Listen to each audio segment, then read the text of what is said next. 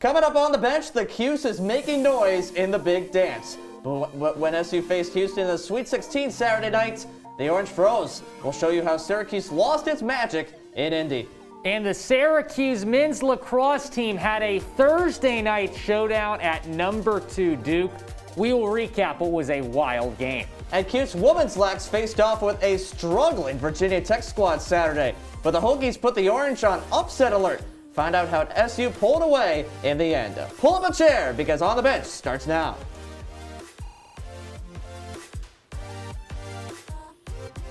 Welcome to On the Bench alongside Will Scott. I'm Eric Mood. We are the Electric Factory, and we're back in the house. And I tell you what, Will, it's the first time we've done one of these shows together in since September, right? I know. Well, we're in an unpredictable, crazy year. We've both had things coming up left and right. It's finally good to be back, though. It's been way too long. Syracuse football won a football game the last time that we were on the air together, so it's been a long time. That was the first game under the new dome roof, and we're going to talk about a couple of teams besides football that play in the dome. That would be Syracuse basketball as we begin with our headlines on the bench. The transfer portal is sending shockwaves throughout Syracuse basketball. On the men's side, Kadari Richmond, Robert Braswell, and John Boljock are all in the portal. Plus, though it's no guarantee he's leaving, Quincy Guerrier is heading to the NBA draft. He has not signed with an agent at this point.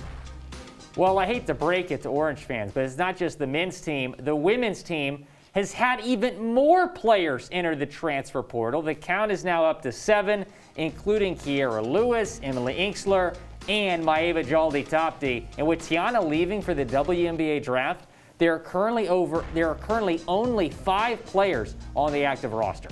And before all the transfer portal madness, the Cuse was still dancing in March Madness. The 11th-seeded Orange were in the Sweet 16 Saturday night for the first time since 2018, and for the 5th time in the last 10 seasons. Plus, SU has won 3 of its last 4 games in the regional semis. This year's team is in the tournament's second weekend thanks to wins against San Diego State and West Virginia. But Saturday night in Indianapolis, they ran into a buzzsaw in the Houston Cougars. Could they pull off another upset? Let's find out. Off to Indy we go. It is Syracuse, it is Houston, the 11th seed and the 2 seed meeting in the Sweet 16 inside historic Hinkle Fieldhouse. And as this one tips off, Houston went on a big run early. Marcus Sasser with a jumper just inside the free throw line. 10-2 Houston. They would lead by double digits, and Fabian White Jr. adds to it with that jumper. Syracuse stays in it early, though.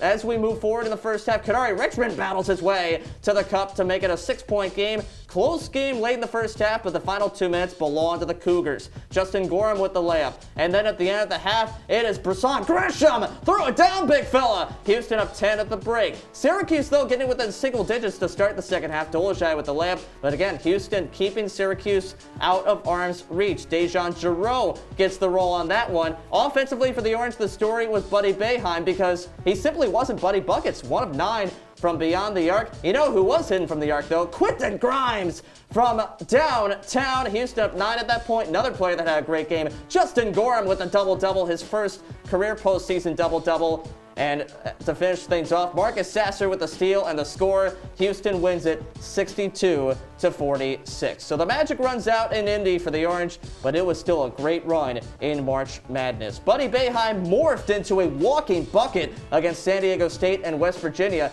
and Quincy Guerrier played a key role in SU ultimately beating the Mountaineers in the second round. But after Syracuse lost to Houston Saturday night to end its season, we've seen a ton of changes already with the Syracuse roster.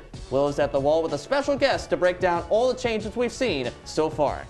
We are happy to be now joined by Cuse Countdown analyst Calvin Cristoforo here to recap the Syracuse men's basketball season. Calvin, you haven't entered the transfer portal yet, have you? You know, Will, I've thought about it, but I think I'm going to stay here with you. Well, you're one of the few people that is staying here in Syracuse. We'll get to that a little bit later on, though. Let's start with some positives for the SU team. They were left for dead in January, struggling, tournament chances slim to none. But they really turn it around and make it all the way to the Sweet 16. Yeah, you mentioned it, Will. This team was dead in the water, but they got on a roll when they needed to. Going back into mid-January, they get blown out by Clemson. They get blown out by Virginia. They needed to win some games down the stretch. Everyone thought they needed to win that Duke or Georgia Tech game. They didn't, but they beat North Carolina. They beat Clemson. They blew out NC State to get into the tournament. And then once they got there, the Syracuse 2-3 zone became the Syracuse 2-3 zone, and that's what propelled them to the Sweet 16. And another big reason they were able to make the Sweet 16, Buddy Boeheim. He was one of the best players in the entire country down the stretch, averaged 24 points a game in March. What made him just such a vital part of the Syracuse offense? Well, he took over the team. He said, this is my team. I'm going to fire away from beyond the arc. 7 out of the last 10 games of the season, he went for 20-plus points. 2 of those times went for 30. He popped off against NC State in the ACC tournament. And then once you got to the big dance, Buddy had 55 points in the first 2 tournament games, shooting over 50% from beyond the arc. He did struggle in that loss to Houston, just 1 for 9 from deep. But he's another reason with the Syracuse defense why they even got to that point. You mentioned Buddy. We know he's going to be back. Yep. Outside of Buddy, there's a lot of unknowns surrounding this program right now. As of Tuesday night, 3 Syracuse players have already entered the transfer portal. John Bolajak, Robert Braswell, and the biggest blow definitely being the freshman point guard, Kadori Richmond. Yeah, Richmond hurts, but Will, I want to welcome you to the first ever edition of the NCAA men's basketball free agency period. 1,000 players across the country have entered the transfer portal, and I have no idea what this Syracuse team is going to look like next season. I know Joe Girard will be back. I know Buddy Boeheim will be back. Benny Williams, he signed his letter of intent to come here, the number 27 recruit in the country. Syracuse would love to have him. But outside of those 3 guys, is Quincy Guerrier coming back? He's testing the waters in the NBA. Will Alan Griffin stay? Will Jesse Edwards stay? I just don't know what this Syracuse team is going to look like in 2021, 2022. Maybe they need to put you down in the post. Maybe they do. Replace Quincy Guerrier, perhaps. I'm going to call up Coach Boeheim and tell him that. That was Calvin Christopher helping us recap the men's basketball season. Now let's take a look at the women's program with Eric Moon and James Corrigan. Hey, thanks, Will. We're here with women's basketball beat reporter James Corrigan to break down the end of SU season and look ahead to the future. James, thanks so much for joining us. Great to be here, Eric. All right, so James, we're going to start things off talking about the SU postseason. The Orange made a run to the ACC semis before losing to Louisville. And the first round of the NCAA tournament, Syracuse took down the 9 seed in South Dakota State, but they were heavily outmatched against the top-seeded UConn Huskies. James, what did you think of the Orange's performance in the postseason? Eric, they were nothing short of gritty. You look at the numbers they had, only 7 players available throughout the postseason. No Tiana in the ACC tournament, no Priscilla Williams in the NCAA tournament. They pulled it out against Florida State at the buzzer in the ACC tournament. Then, in March Madness, a huge fourth-quarter run to take down the Jackrabbits. UConn ended their season. Guess what? They end a lot of teams' season. SU should be very proud of their effort they put forward in the postseason. So the Orange season ends at the hands of the UConn Huskies, but they definitely exceeded expectations. Let's talk about a player whose name will live forever in SU women's basketball history. That, of course, is Tiana Mangakahia. Tiana played her final game at Orange last week. She holds multiple school records. Off the court, she beat cancer, and she returned to the court this year to play at an elite level once again. James, what does Tiana mean to this program? You can't put it into words. She means everything to this program. On the court, of course, the program's assist leader, the 2-time national assists champion, but off the court is where her legacy will live on. Beating cancer, returning to the court, and inspiring so many across the country. I don't think anybody would be surprised or complain if Tiana's number 4 is hanging in the rafters at the Dome very soon. James, you said it. Tiana means everything to this program. She's now heading to the WNBA draft, but seemingly everybody else now is in the transfer portal. Now 7 Orange players are in the portal, including Kiara Lewis, Digna Strabana, and Emily Ainsler. James, given the sheer volume of turnover, what do you expect from this team next year? Eric, your guess is frankly as good as mine because there's been so much turnover in college basketball this season. Emily Ainsler, the ACC 6th Player of the Year. Digna Strabana, a 4-year starter. Amaya Finkley and Maeva Jali-Tapi, 2 huge front court pieces off the bench. Coach Q is going to have a really tough time rebuilding this roster. 3 bench players all leaving as well. Frankly, Eric, I'm not sure if he can rebuild this roster, especially in this college basketball climate. It is going to be an incredible task for Coach Q to rebuild this team. He's Citrus TV women's basketball beat reporter James Corrigan. You can follow him at Real Corrigan on Twitter. Thanks for your coverage all season long and for joining us tonight. My pleasure, Eric. All right, coming up next on the bench, we're heading from the hardwood to the grass to show you how SU men's lacrosse's top 5 tilt against Duke came down to the final seconds. OTB on OTN returns in 90. What are you? superheroes? Just four brothers who hate bullies and love this city.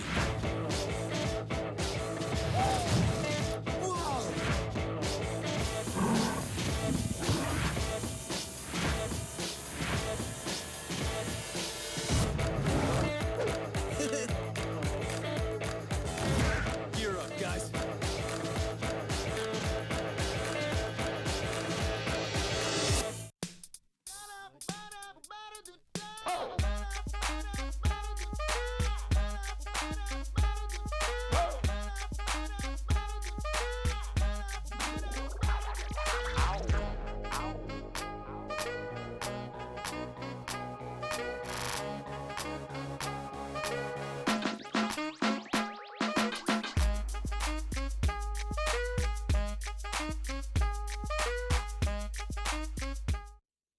Adventure can be found anywhere, but the best place to start is in the forest. I spy something beginning with S. Snow. No. Snow-covered trees. Nothing to do with snow. Head outside to discover incredible animals and beautiful plants that come together to create an unforgettable adventure. Wow. So grab your loved ones Don't even. and explore a world of possibilities. Come on, this way. Visit discovertheforest.org to find the closest forest or park to you.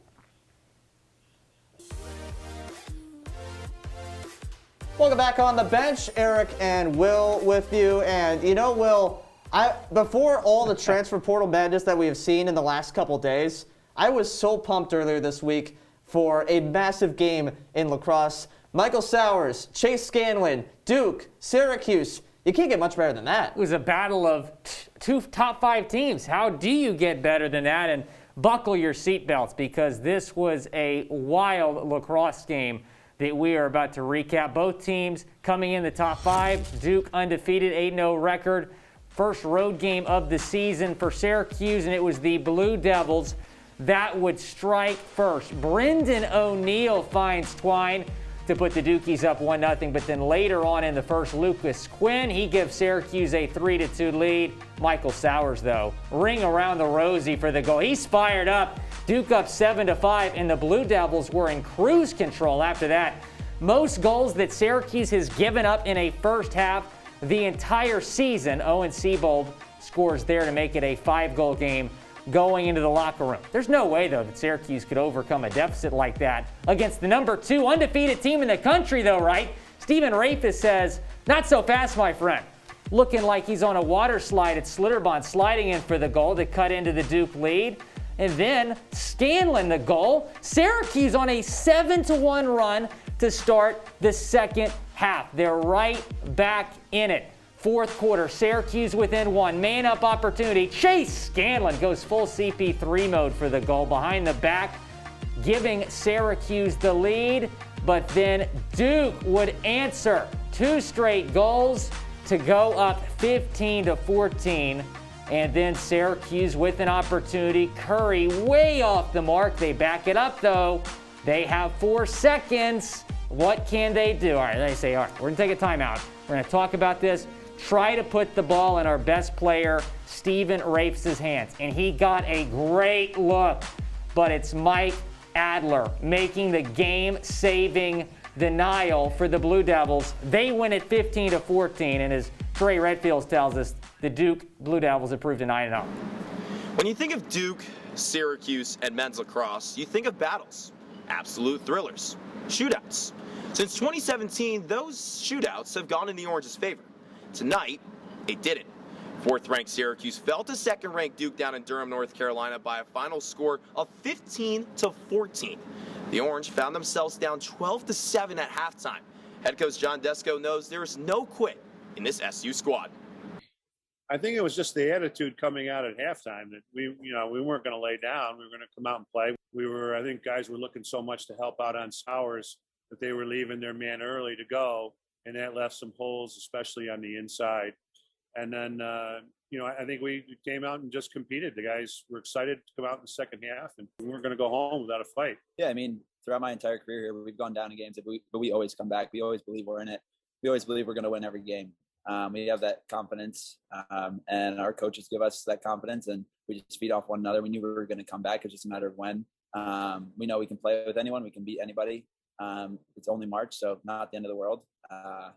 Definitely not how we want to start out the game. We don't ever obviously want to go down like that, but happy that we fought back. We'll just move forward. The reason for a second half comeback was because of Jacob Popp's poor performance at the Faceoff X. The junior only converted on 20% of his faceoffs in the first half. Pop will look to bounce back next Saturday, though, against 9th-ranked Notre Dame in the Dome. Faceoff for that one is set for noon. Reporting outside of Ensley Athletic Center, Trey Redfield, Citrus TV. Thanks so much, Trey. It was a heartbreaker for the men Thursday night. But what about women's lacrosse on Saturday? Number 2 Syracuse took on the 3-5 Virginia Tech Hokies in the Dome, but this game was much closer than many expected. Let's head to the Dome. It is Virginia Tech. It is Syracuse. Two teams going in opposite directions. The Orange, second ranked in the country, 5-0 to start the year. Virginia Tech with some COVID issues, still haven't won a game in the ACC. Off to a good start early, it's the Orange and Megan Carney. She's first to the back of the net. Virginia Tech staying in it, though, with Grace Nelson tying the game early. Couple more goals here, though, for the Orange. Emma Tyrell with the second one. But look at this. Virginia Tech has the lead, and there's another one from Emma Crooks. Virginia Tech still with the lead, but the Orange get a key goal to tie the game at the end of the half from Megan Carney. Second half belonged to Syracuse. Sierra Cockrell off the free position. And then 3 more for the Orange before Megan Tyrell finds the back of the net once again. That was part of a streak of, count them, 8 goals in a row for Syracuse to take a big lead on Virginia Tech. Emma Ward with the goal right there adds another one for the Orange, and that's Megan Tyrell again. She had 5 on the day. Syracuse wins it 17-10. So the second-ranked Orange start their season at 6-0, and the attack has been quite lethal. Let's start with the Megans, because Megan Carney and Megan Tyrell have been incredible. 32 combined goals, 53 combined points. They have been simply unstoppable. But don't forget about Emma Ward's 8 goals and 13 points as a freshman. She's producing an Orange from the get-go. Next up for the Cuse, it's number 2 versus number 1 when SU faces top-ranked North Carolina Saturday in Chapel Hill. Well, it's been a roller coaster season for Syracuse softball. Last week, they were just 6-9 overall, 2-6 in ACC play. They really needed a series that would provide a spark, and man, did they get just that. They swept Pittsburgh in a 4-game set on the road, and they did it with ease, outscoring the Panthers 31-8 in the series finale on Sunday. The Orange won 9-3. The freshman Kaya Oliver was stellar on the mound, 6 innings in just 1 earned run. But she wasn't the only one who was stellar in this series for Syracuse. Caceres Mayer, she had 7 hits and 17 at-bats, one of those being a home run, and then Alexa Romero was mowing down the Panthers, 15 strikeouts in 10 innings. Her ERA now down all the way to a 2.74. We got volleyball, men's soccer, field hockey, and track all coming up on The Bench.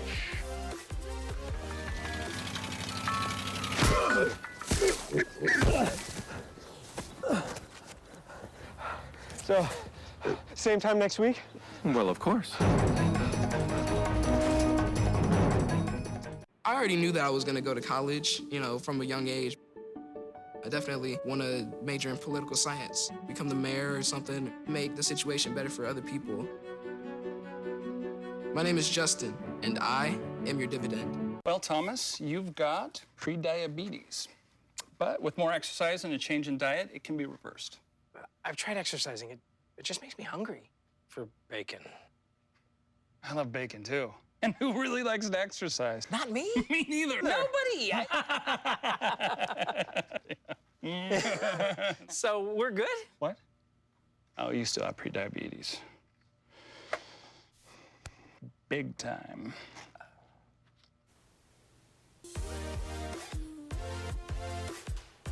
You just made it back in time. Welcome back on The Bench. Eric Moon, Will Scott with you, affectionately known, of course, as Moon Man and Willie Betts. And Willie Betts, you love yourself some volleyball, right? Oh, I'm a big volleyball guy. Yes, absolutely. So it was a big weekend for the Orange in the Women's Building, another action-packed weekend of volleyball. And the Orange had their eyes set on beating Wake Forest and Duke. Beginning with Wake Forest, on Friday. And the Deacs entered this one 0-12 of the season. Not surprisingly, it was all orange Friday afternoon. As a matter of fact, the Orange made it a clean sweep of the Deacs with a 3-0 victory. Elisada paced Syracuse in kills with 14 on the day. But don't forget about Elena Karakazi. Karakazi picked up 20 assists, tied for the most among all players on the court. Plus, Lauren Woodford added 11 helpers of her own. For Wake Forest, the struggles continue with the loss. The Deacs still had not won more than one set in a match all season.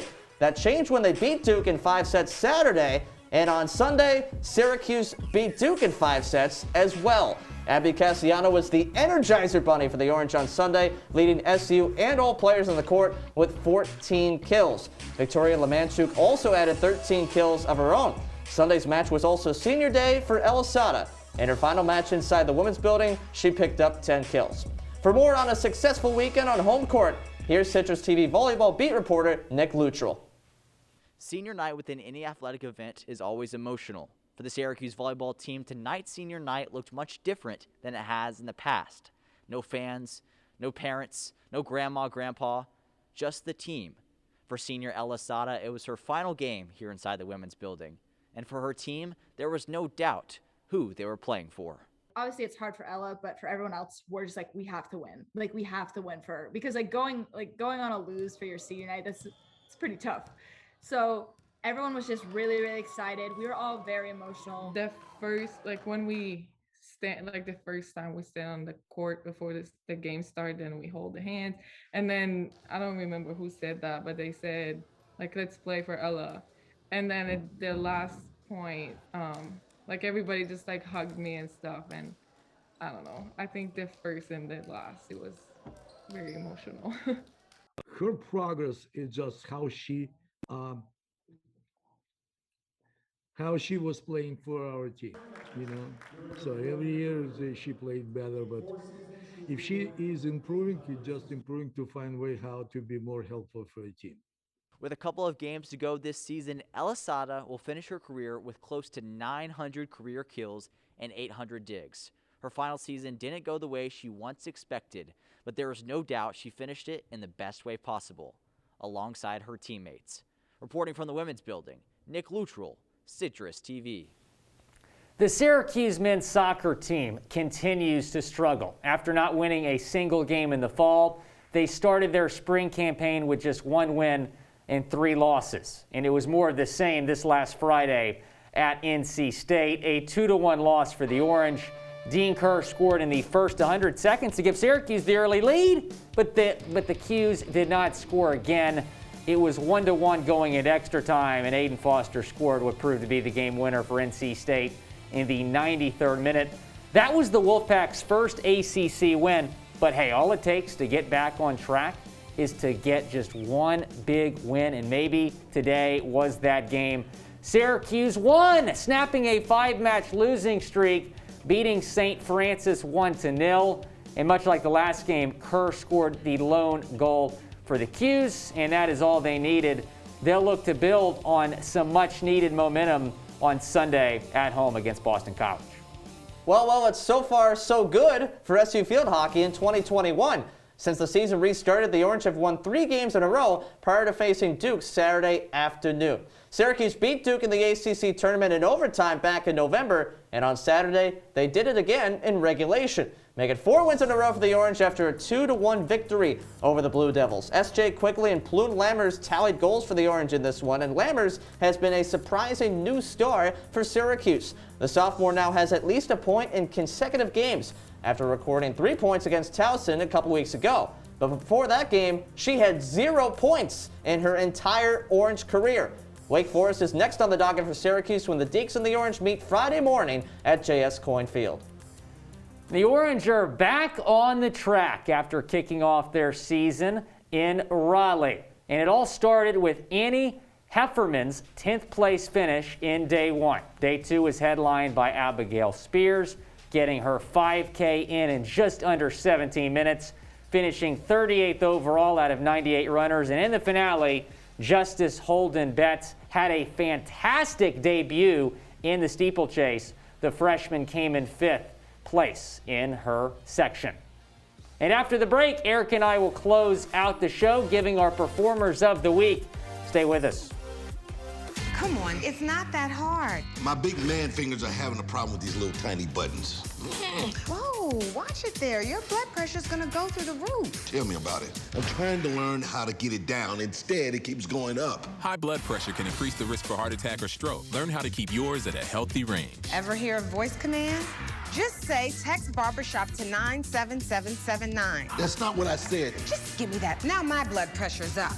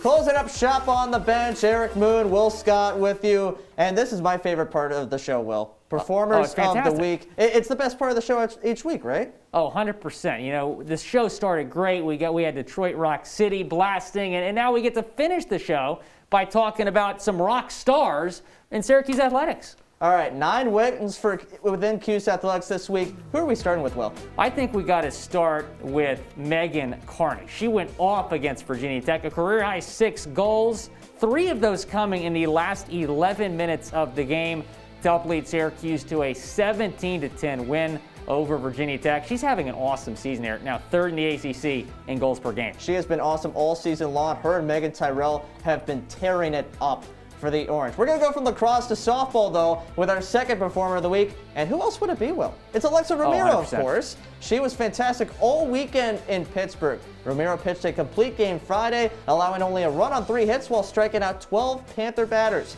She followed it up with a pair of solid relief appearances Saturday and Sunday, striking out 3 batters in 3 innings, allowing just 1 hit. And Alexa has been the rock for the Syracuse pitching staff, for the Syracuse team in general, throughout her entire career in Orange. We also got to talk about Chase Scanlon. Sure, Syracuse lost the game, but he was incredible. 4 goals to go along with an assist against Duke. After a slow start to the season, we're finally starting to see the 2020 version of this guy. He's got 11 goals in his last 2 games. He has been incredible in the last couple games for the Orange. 7 against Holy Cross a week and a half ago, and those 4 goals against Duke. And this team is playing Notre Dame on Saturday. Who do you think comes out on that one? I think it's going to be a close game. 2 very talented teams, but I think Syracuse is going to be hungry for a bounce back after the way they lost to Duke. Heartbreaker in Durham. They bounce back, get the job done against the Irish. In that gauntlet that is the ACC, the Orange are definitely in a must-win situation already this season. That's going to do it for us here on the bench. For Will Scott, I'm Eric Moon. Thank you so much for joining us tonight. Here are your images of the week.